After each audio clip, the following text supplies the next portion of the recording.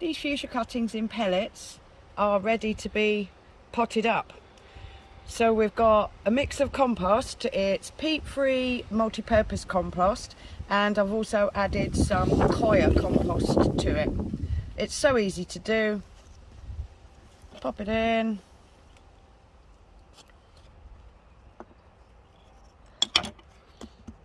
One.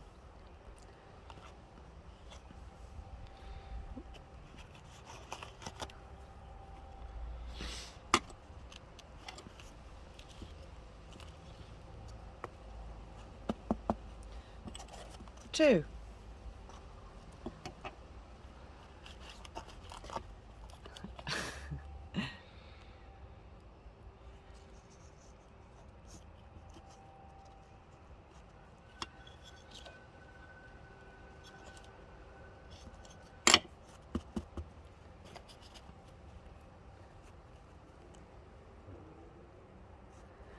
That's 3 cuttings potted up very quickly using the E-Pot's coir pellets to strike the cuttings, and then I'm potting them on using E-Pot's biodegradable paper pots.